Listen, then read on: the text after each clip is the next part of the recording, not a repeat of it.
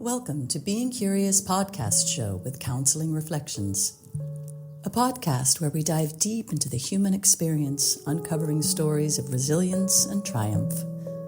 We are proudly supported by Moskin, a UK-based skincare line infused with sea moss. Good afternoon. I am Cornetta and you're listening to Being Curious. And today I'm being curious with Tanya Brooks Carty, and also known, aka also known Coach T. I was introduced to this lady for a long time through my conversations with my sister. And it just sounded really quite extraordinary what you're doing with people in your community and around the world and the UK.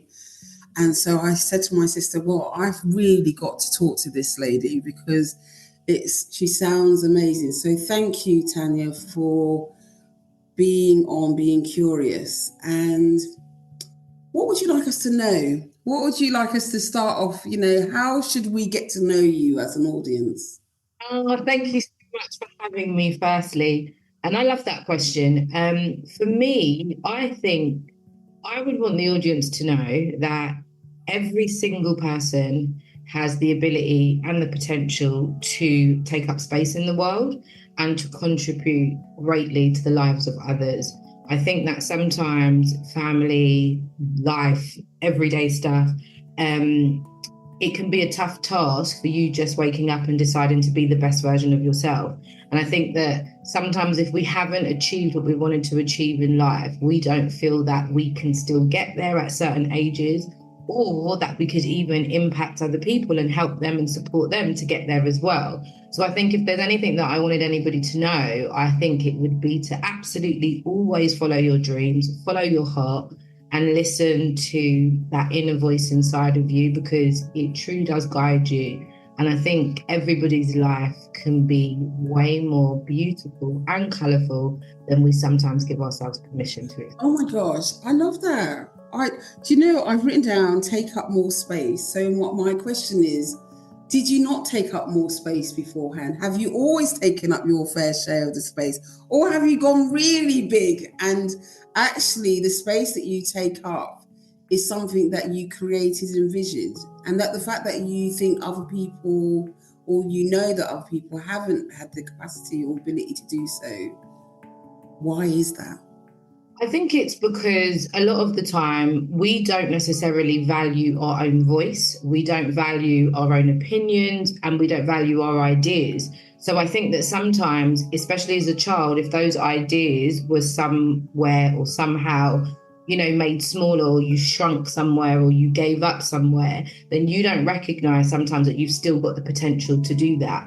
And I think when we do live this life where it's like, okay, cool, I do my 9 to 5, I go home, I take care of my family or my partner, and then, oh yeah, I have a great time on the weekend with my friends. Sometimes that's just what life looks like. And I would argue with people, is that really what living looks like? And who even gave you that idea of life? So for me, by the time I meet a lot of people, that's the life that they're living. And let's face it, nothing's wrong. It's ordinary. However, I will say, well, what would make you live a life that makes you feel completely fulfilled or have a sense of freedom, or, whatever it is for them? And when they start to add these little things, and they're little things, it could be, oh, I would love to, engage in more conversations or build more relationships or travel more or earn more money. My question then is, well, what's stopping you from doing that? So I see that people aren't giving themselves that type of permission to take up more space, if you see what I mean. So there's something here, isn't there, that actually for a lot of people, we don't kind of follow our dreams or know that we can do it or step into our shoes, or, so that we can walk the life that we want. So Tanya, before you became Coach T, how did you get to this philosophy? You had to start somewhere.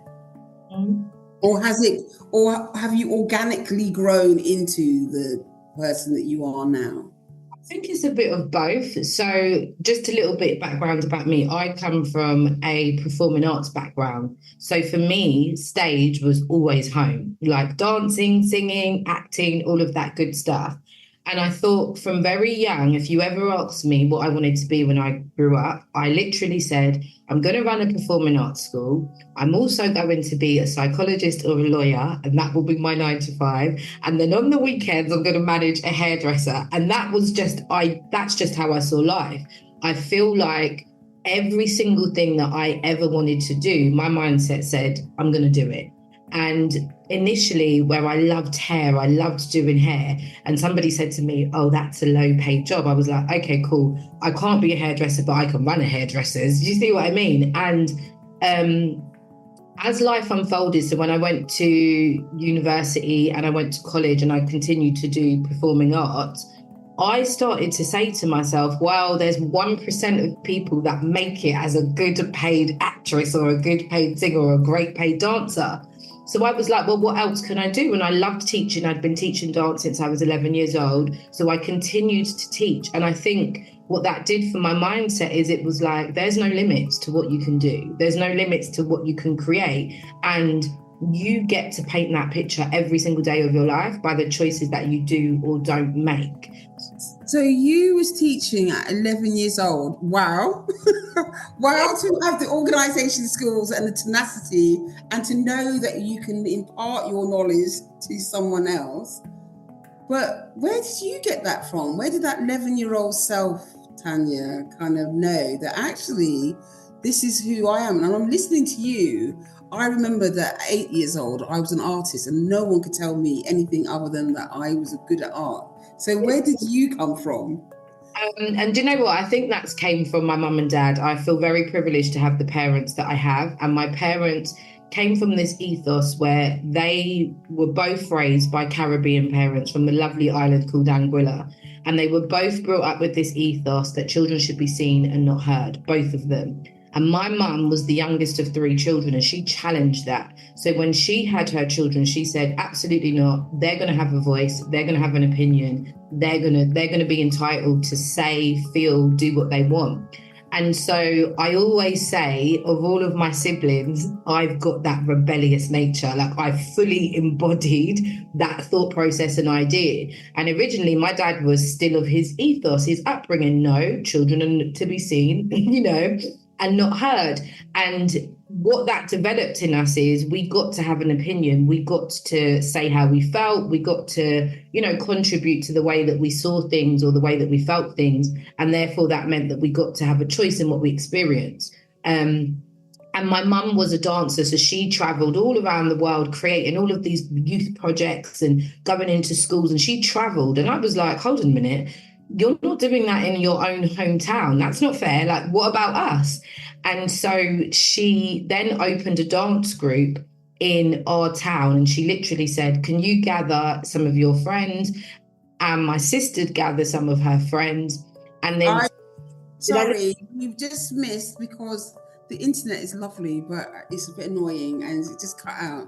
So you was just saying how your mum was a dancer and she also traveled, but she was also entrepreneurial and wanted to set up all these projects around the world. And then it cut out. So basically, while she was traveling everywhere, I was like, Mum, well, what about us? Like, you're not teaching us. It's not fair.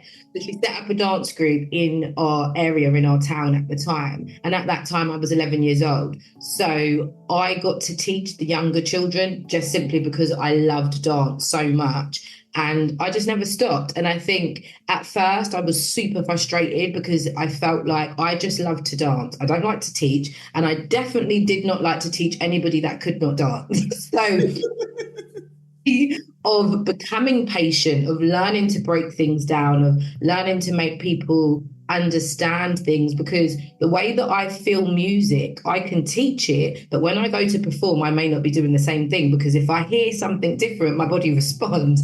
And I had to learn to, articulate my ideas, develop choreography. And so I personally think I was given a shot. I always say this, I was able to find myself very young.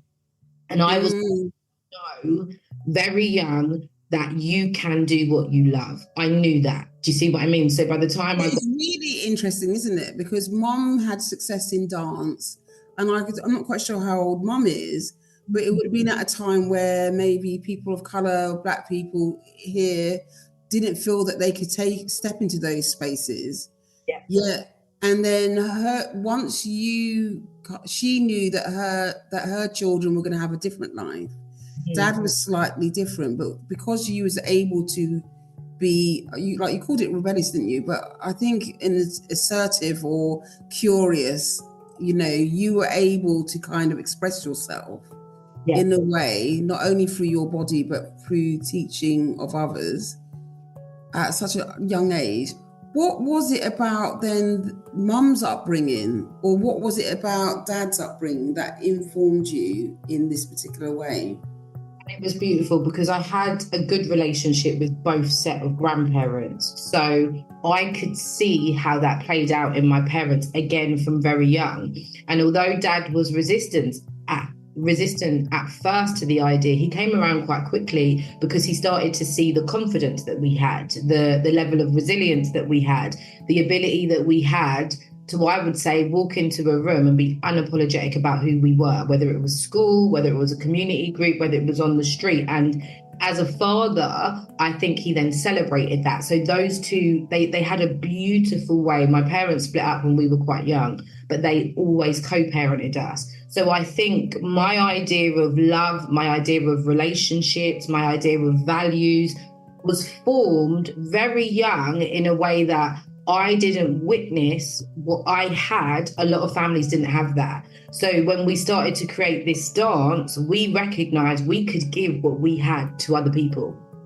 And I solidified something in me, really something in me that it said to me, wow, that's where I get the idea of contributing to others from. Because a lot of the people that were coming to dance, exactly like you said, we were doing street dance at the time, soca, calypso. There was no qualifications for this type of style then. It wasn't even but it was just a way that we knew how to express ourselves and express ourselves positively. So when other people, especially young children, were coming into those forums and they were getting confident through, expressing themselves. And at the end, my mum, she was very smart in the way she set up things. So at the end of every single session, half the class would perform and half the class would sit down and then we switch over. And you had to learn to take positive criticism.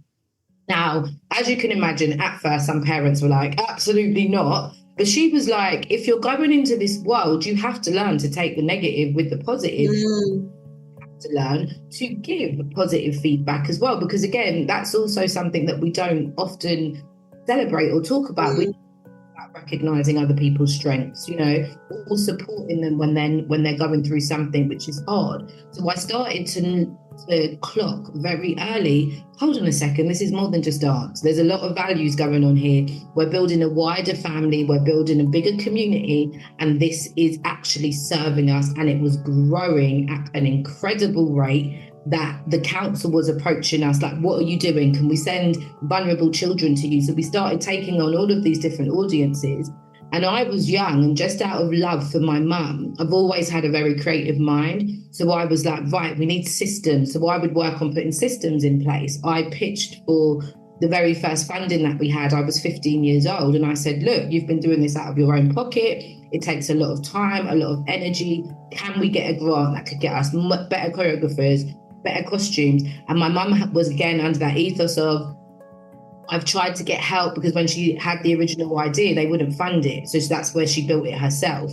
And she was like, I tried to get help. I tried to get grants, they're not funding this area. They're not funding this type of dance because it's not recognized. And I was like, nope, I'm applying because I don't understand no. So I was like, I'm applying for that grant. And I got 15 years old, I secured our first grant.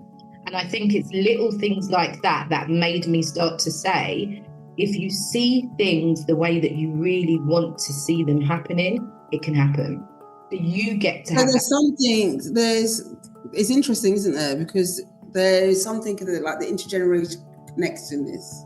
Because how is it that, your grandparents bore your parents bore you, and we take down these genes through generations, and environments switch on and off. Yeah. Trauma. So actually, there's something about what was switched on in your family you kind of knew that actually I could go for this. No one was going to tell me I can't do this. Yet mum was slightly hesitant. And maybe mum was right in terms of her era. But in terms of when you showed up at 15, you was not taking no. No, absolutely not. And it's funny, it trickles down. So I think when I was a bit older and I would perform in like my 20s, older people would stop me and say, oh my gosh, you're just like your grandparents. And actually, they would refer to my great-grandparents. And I was like, huh? Because I've heard of them, but I didn't know them like that. And they said, your spirit. And then I would sit at like my mum's feet or my dad's feet and ask about my grandparents or ask about my great-grandparents. And first of all, there's a long line of community in us in terms of when my grandmother and my grandfather came to this country, a lot of people grew up in their house. So they stayed in their house until they had enough money. And then, they moved on to the other house. Also, they set up like flower arranging groups, choirs, gardening groups. So what era are we talking about? The late 50s, 60s, 70s? My mum was born in 1966, so I feel like my grandparents came here. She's the youngest, so I think they came here, in the 50s. Yeah.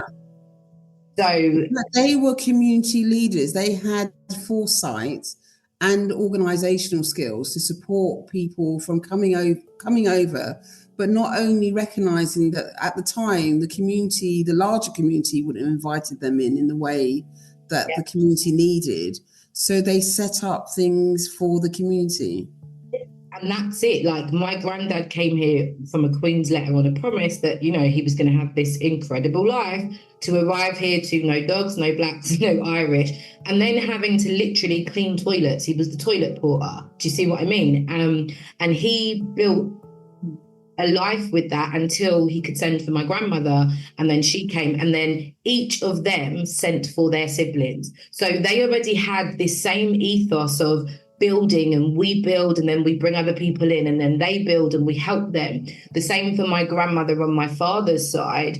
My grandfather and my grandmother on my father's side, they divorced quite early. And again, back in the day, that was unheard of. You did not go have a divorce at all. But my grandmother was a strong woman, and she was not taking anything that was not what she wanted. They divorced, and my grandfather went back to the Caribbean quite early. But my grandmother, she stayed here. She managed to buy a house with her 5 children by herself. She managed to hold down a full-time job while raising those 5 children. She took care of allotments on the side, and she heavily contributed to growing the community of her church. So is this female energy, although the men in the life are really important, there's something about the women in your life or in your genes, you know, are quite dynamic, that actually having a grandmother who can raise 5 children, have an allotment, full-time job, buy a house at a time where people didn't buy houses, that just seems a really amazing story to tell. How has that informed the way that you work and your practice and taking up, knowing that people, if they choose to and are invited to for themselves or being invited to, that they can actually go for what they want? How did you get to that point where you knew this could be a business model in itself? I love that question. And what's interesting is I viewed my grandmother, my paternal grandmother, as quite bitter growing up. Oh, okay. Yeah, because she was just so strong. Do you see what I mean? So strong and so focused, and in my opinion, saw things one way. Whereas my other grandmother was a bit more like flexible. Do you see what I mean? So I used to feel like, I used to have this like tug of war. But it was only when I looked at actually their stories are very different. And I feel that our stories, especially without awareness, they make us who we are. So when I looked at my grandmother's story and I looked at the resilience that she would have needed, the strength that she would have needed, actually she needed that mindset to get through what she had to go through. Instead of seeing it as bitter, I saw it as powerful. I saw it as, wow, hold on a second, what are the types of limits that I've set on myself? Especially because I became a single parent quite early with having my children as well. And there was just some things that I thought, okay, I know I can follow my dreams and I know I can achieve this. But for example, something like buying a house, I thought, well, that's out of the reach. If I don't have a man in this day and age, baby, that's not going to happen on my one wage packet. But then I would remember my gran and I was like, well, their circumstances were way worse. I can still achieve certain things. So it informed me in the way that, again, the limits that we see in our lives, they have to come from us. Because as much as we would like to say that there's external factors, I have too much examples of people who may have had external pressures, but actually they still do great things. And that's what they set out to do. So it's interesting, isn't it, that actually your blueprint in your family of origin, you're able to kind of see women who actually, or even individuals who actually, against or in spite of difficulty, decided that they were going to forge and make life for themselves. Yes. And that they were going to go and do it. And it's interesting because I believe that as well. I think, I believe that you can be anything that you want to be. And I remember when I was young, where I wasn't anyone that I wanted to be, I kind of remember decided I wanted to go to university, and I went to my deputy head at school and said, I want to go to university, but I wasn't an A student. It didn't look like I was going to be an A student, but I decided I wanted to go to university. And with that, she said, okay. Well, I thought, okay, I can do this then. And I think sometimes we just need that, don't we? We just need that little reminder. We just need a glimpse that something exists outside of what we think exists. And I think sometimes the minute we get that glimmer, we just need a taste of it, a taint. If you've already got that type of spirit that says, you know what, that's available for me too, and you get a little bit of confirmation somewhere, that's it, that's all that you need. And so that even encourages me to continue to just be the person that I am, or even do the work that I do, simply because I recognize that some people have never had that glimmer. Tell me about the work that you do. What is it that actually you do? What is your sprinkle that you give to the universe and people benefit from?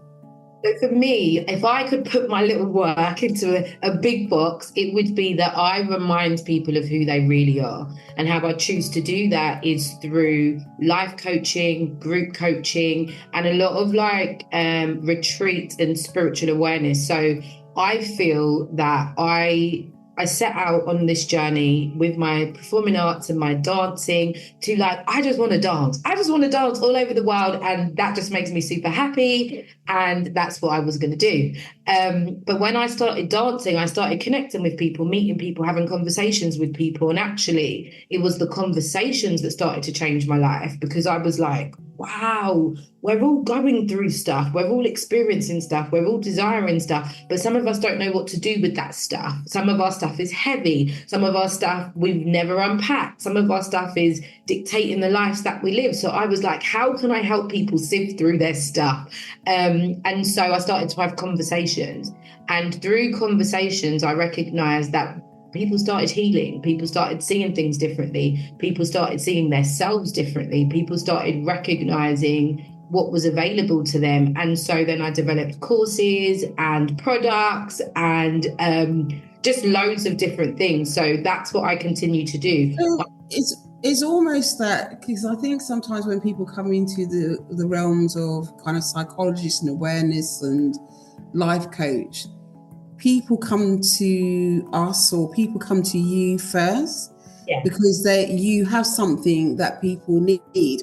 But then there's also something about your ability to kind of not only recognize what people need, but also kind of recognize it, that actually this is an opportunity to kind of do it as a course or a business, or have an opportunity. And they're two different things, because some people are just the salt of the earth and everyone goes to them and that is it. And that's not that is it in a bad way, but that's what they decided. They are bus drivers, they're florists, they are doing different things, but they're not thinking of the skill that I have right in front of me. I can actually use it within business. But whereas you just kind of looked at it differently. Is it that entrepreneurial spirit? Why did you see it in that way? that I'm connecting with people, they're giving me conversation and inspiring me, but actually I'm seeing this as a business as opposed to just carrying on dancing, teaching dancing, or doing the things that you were doing previously. And you know what? That also goes back to that taking up space, because that 11-year-old knew she could be paid to do what she loved. She knew that. And I think that invitation of me stepping into a room and just doing what I loved and loved it so much, it was never going to be a negotiation for me just to go and do a job. Does that make sense? I really felt this strong sense of we can get paid to do what we love. And if I can get paid to do what I love, so can other people. And so that became a part of my mission as well. And even when I go back to my grandparents, I watched them give. My mother was a massive community builder. She contributed to our community so massively, and she did it from the kindness of her heart. And I'm one of 6, so she had 6 children. And our house was never our home. It was the community centre. It was the hub. Everybody was always there. And I loved that. But at the same time, there was so many times where I just wanted my mum. I wanted selfish. And it took me a long time to recognize, hold on a minute, that is who she is. And if I take that away from her, it actually takes away who she is. So I learned to accept, like, wow, that is my mum, and that is who she is. But I recognize that I didn't feel my mum ever got paid what she was worth. And I didn't. Well, that's something that's interesting. So why did you feel that was important? Yeah, it wasn't important for mum. Yeah. Mum did what she wanted. There's a part of you that wish that actually I could have mum to myself, but there's a recognition that mum was the woman that she needed to be, and actually this is who she wanted. But actually she was doing herself a disservice. She wasn't getting what she deserved. What did you see in mum that you were able to kind of know for yourself that actually I want to be paid for this part of my life? I think I just saw a woman that was willing to sacrifice so much. And don't get me wrong, she was paid in other ways. Do you see what I mean? I just felt like, wow, if you would have seen yourself just a little bit different, if you would have believed in yourself just a bit more, that very same thing that you've given 125 hours to for free, you could have given 125 hours to that and be on a beach somewhere celebrating from the paycheck that you had. And so for me, I knew that it felt like the work of giving to my community, or the work of showing up and supporting and helping others, was in me, and I couldn't shake it. But what I also knew was it was going to cost me time with my children. It was going to cost me time with my family. And for that time, there has to be an exchange. Does that make sense? Like, what I love. I'm listening to you, and what comes to my mind was there's some research around why is it that Black Americans who graduated from maybe Harvard or those elite universities are not as successful as those who are maybe from other cultures or who are white. And some of it was that in terms of our money that we get, we divide it more into the community, and we don't grow our businesses so that therefore once we get to the top, we can distribute a greater wealth to the community. Yeah. And I'm wondering if that you were born at a time where you could see that, or you were the product of what mum was doing. So you know that actually I just need to tweak the values that she has, but also get a better deal from it. And you know what? I think I witnessed, again, fathers who spend a lot of time out of the home to work, so that is their value. They're being the providers, and they're going and they're working, and then the mums are having to nourish and nurture and cook and clean and take care and all of this. But at the same time, I was definitely born at a time where that was shifting. So women were seeing themselves differently. They were saying, okay, cool, we can do 50-50 if you like, but we can also be paid for what we do. And I think I came from an era where I saw myself, what success looked like to me was a woman that was able to be paid and fund a lifestyle that I love. I like nice things. I like to travel. I like to live in nice houses or drive nice cars. And I didn't think it was anybody else's responsibility to give that to me. So if I want that, do I have the mindset, the work ethic to get up and get that? That was my mindset. And if I also had this sense of, but I love my community and I want to give to them and I want to serve them and I want to support them, how do I, navigate that? So to me, it was like, this has to become my work. This has to be a part of my work because it does take time and I value it. I need to put a price on that value. Does that make sense? Because I think So Tanya, I'm Coach T. I need some coaching. How do you help those who weren't the 11-year-old? Because I listen to you and I connect with your story and I think it's just the genes configured in me that no one was going to tell me what to do. I was an artist. Yeah. And then so I spent a lot of time daydreaming on my potential, but also just knowing that I was the one. I always knew that I was the resource. Yeah. In that, it was always within me, even though chaos surrounded me and within that. But there's going to be lots of people who are not like us and who didn't have a mum that was a dancer and an entrepreneur and community host, or didn't have grandparents who were like that. They're not going to know that 11-year-old self had the potential to do that. Yeah. They're going to come to you in your 20s and 30s. How do you get them? How do you awaken them so they can see you? They can see their own potential, but they can also see what you say to them. Yeah, I love that. So the way that I work with them is I'm like, and it's funny, I was saying this just to a client yesterday. If you imagined your life as a deck of cards and you could label all of those cards, whether it's rejection, abandonment, love, care, support, sense of not knowing who you are, whatever those cards look like, if we could just put all of our lives into seasons, right? And we laid out this deck, we would have a deck of feelings, thoughts, emotions, ideas, and experiences. So my question to them and how I work with people then is, okay, you've now got this deck in front of you, whether people invested in you or not, what does that deck look like? And now what are you going to do with it?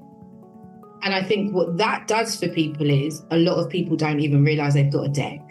This make sense? I'm at this place where I view life the way that I do is because I genuinely believe I was given this deck of cards. And I don't think my parents even saw that deck of cards given to me in the way that I see it was given to me. Do you see what I mean? And I've taken that deck of cards and I've said, okay, cool. What do I want to do with this? And that's the good, the bad, the ugly. And I've just found a way to make that deck make sense. And that's what I do with other people. I'm like, whatever your deck is, whatever your card is, how can we make this make sense to you? Because that's where their power comes back. And I think so I'll get my head around this. So for you, the deck of cards are representative of actually a journey and a season and a points of A to B to Z, whatever it is, the travel. And you're inviting people just to kind of say, okay, what do you want to do with each stage of your life? But there's something that I connected with you is taking responsibility for that, because lots of people say, the white man stopped me, or I didn't get A levels because there was stuff going on at home, or there's a lot of excuses. Yep. They are truths, but there's something in what I've internalized what you said is that I've got this deck of cards, but I've also got to take responsibility for the choices that I make or the way that I shuffle those cards. Exactly that. And do you know what I love about that? I'm so big on accountability, responsibility, and communication. Because a lot of the time, the reason why we can't find any type of links, we can't see any purpose in the journey, we don't even know where we want to go, is because we're not communicating. So we are feeling things or we've experienced things, but that's just it. Do you see what I mean? We have no idea what to do with it. So then I ask people, like, how did that make you feel? okay, you may not have been the 11-year-old that could have done something in certain situations. I was that 11-year-old that couldn't do some things in certain situations. But now I'm the 30-something-year-old, I can do something. So what do I want to do? And I think when you give people that sense of power, you actually say to them, what do you want to do? People are like, huh? And that's where I recognize a shift comes, because I think a lot of people believe that life is happening to them, not for them, or we're even creating it. And for me, I live the premise that life is, I am creating this life. So if I'm creating this life, how do I contribute to that? And any person that shows up in my story, I've invited them to play. So I literally look at, well, what type of characters do I want? What experiences do I want? And I start to navigate my life accordingly. Now, life is not you're going to have plot twists and loopholes and turns. But I think when you're more able to take responsibility, you are able to be more responsible in how you deal with things. And when I break down the word like responsibility, I'm like, it is your ability to respond. And a lot of us don't look at our ability to respond, especially if we lack communication.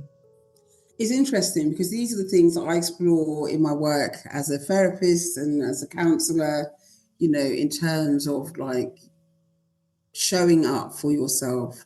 How do you show up? What narratives are you bringing to the table? What are you choosing to say to me, but leaving out in the 50 minutes in terms of sessions? But there's something about the kind of coaching aspect that actually is quite more focused, isn't it? It's very nuanced. Yes, all this narrative stuff is going around you, but you need to show up in a way. And what are you going to choose to do to enable you to achieve your goals? Yes. Lots of people at the moment are procrastinate, you know, and avoid and get easily distracted. How do you enable them to kind of stay focused on their kind of goals? Because they must turn up to you in sessions, be inspired, then leave you and they come back next week. How do you get them to stay focused on their goals?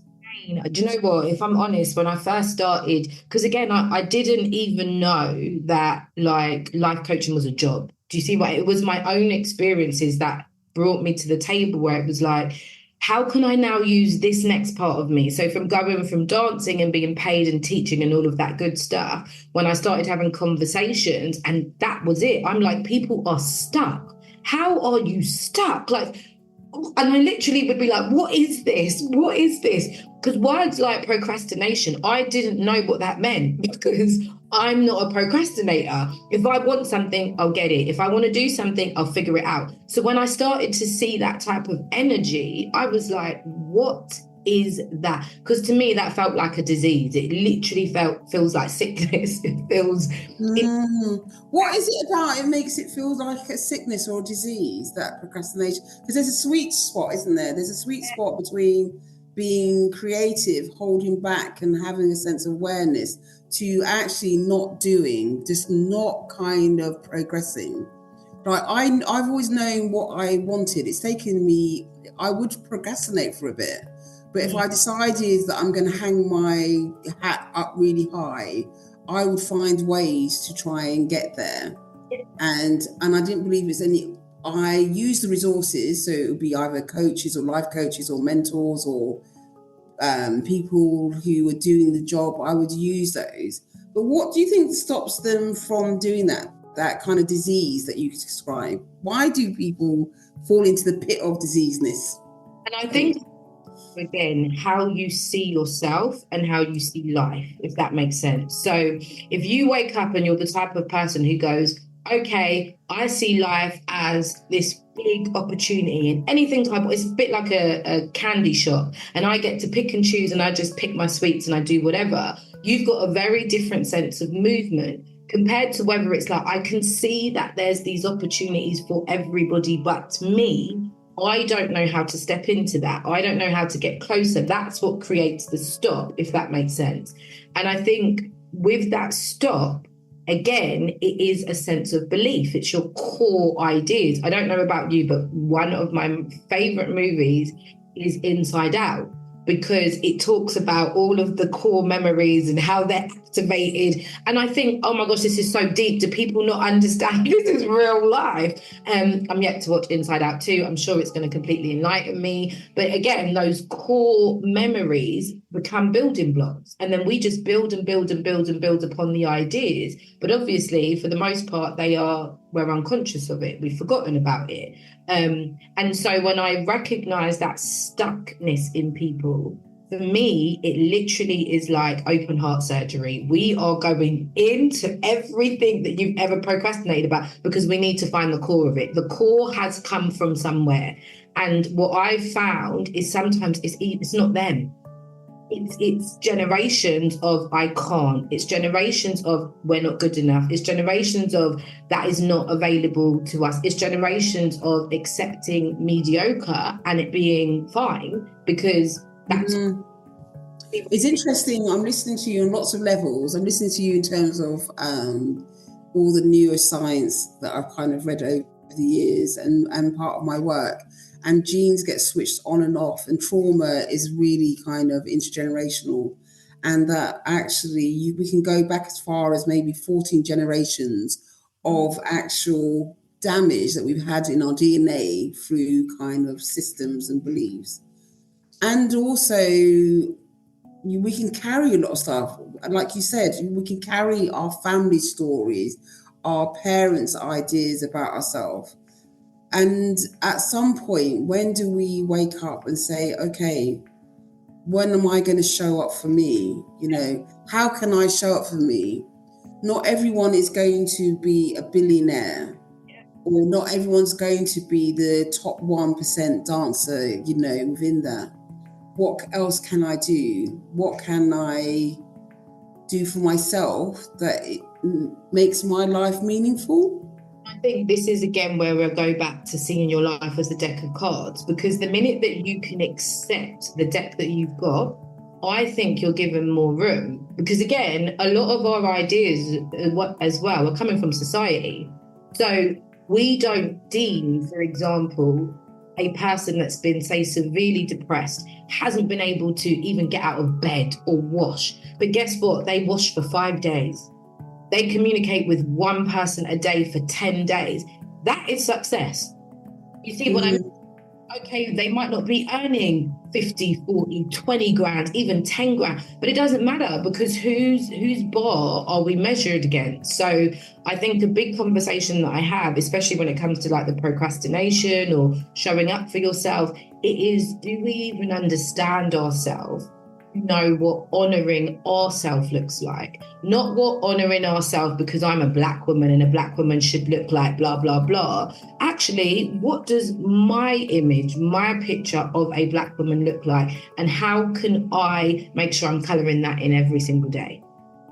And I think this applies to all women, all men, whether you're black, whether you're white or Asian, whatever you want to describe yourself, whether you're cis or whether you're trans. How can you show up authentically to yourself? Whatever means. Does that make sense? Absolutely. And I think you have to do it every day. Is that mantra of waking up every day to your authentic self, even if you don't believe it. And some of it, I know that we haven't touched on it, and I'm mindful of time, about the spiritual aspect of your work. I could talk to you all day, but I would like to kind of talk to you about how does the spirituality of your work connect in with your thought processes and beliefs. Yeah. Some of it I can see are very kind of, like that kind of CBT, cognitive behavioral therapy stuff of your work. Some of it I can see kind of life coaching. Some of it I just know the embodiment of psychology. Yeah. But how does spirituality feed through the way that you see life? For me, I think, again, I just have a sense of knowing we are all connected somehow, somewhere.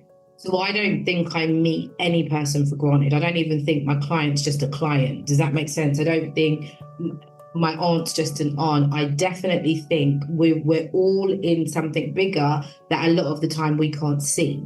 And so how I use the spirituality in terms of the work is I start looking for the things that we can't see, because they keep showing up for me. So, for example, when I did my very first retreat, all I wanted to do was for women to be able to go away and give themselves back the time that they've forgotten to give themselves, especially when you're a mom, or, you know, you're married, or you've got children, or you're working, but you just forget that you are important and you are at the center of the whole universe that revolves around you.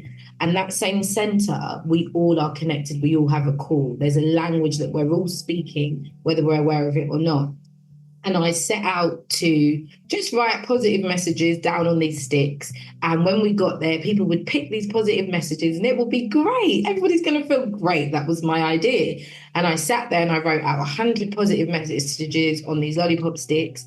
And when I arrived at the retreat, I was so nervous, because I was like, it's one thing to think that you can do this. It's another thing for it to manifest. And now it's another thing for you to be in it. And you have to continue to believe.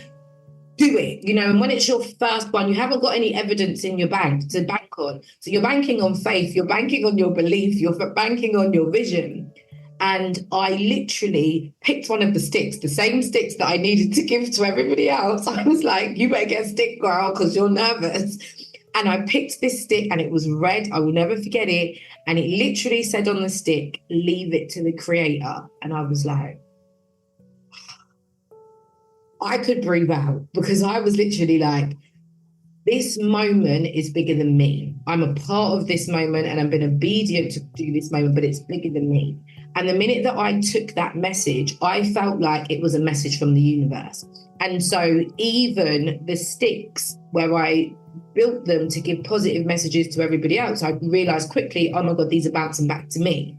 And then when everybody walked in and they picked their sticks and women started crying, others running out of the room, people were really, I was like, huh? This is a lot deeper than I thought it was going to be. So I started just paying attention. And then even from that small idea, that has grown into something that's a major part of my business. So I actually developed a tool then called Pick Me Up Sticks. But all I knew was I needed to just follow this small thread. And that thread kept getting bigger and bigger and bigger. And that is the same way that spirituality works for me in my business. It is recognizing, in my school of thought, we are all a spirit before our body even took form. So what are the spiritual lessons that we're here for? What is happening spiritually with us that we are experiencing physically? And can we learn to navigate the two, or even understand the two?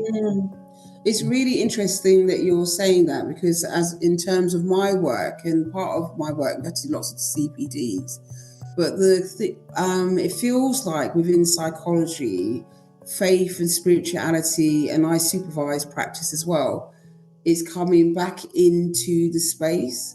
And when we feel like some people who have lost their way, and I want to say spirituality and faith is more something greater than a church or a building. Is not a specific denomination. It is a sense of something greater than yourself, and that actually kind of being rooted. Like, I don't know, maybe my Instagram feeds, but there's lots of earthing rods at the moment and earthing blankets. But there's something about walking on the grass or being an awareness. My brother lives in Australia, and he goes on lots of retreats and kind of hangs out with men in caves to do bongos. And he takes the dog for a walk, and he's barefooted along the beach because, you know, they're close to amazing beaches. There is something about people becoming awareness of the self. And even if you can't connect to that, actually there's something beautiful when someone says something nice to you, that you pick up something that's you didn't know, but it picked you maybe. Yeah, and even that's it. I believe that if we all took off this clothes, this body, this face that we're recognized as, we're all going to be like souls. We're just going to be light. We're going to be atoms that are moving. Do you see what I mean? We're going to be vibrations and frequencies.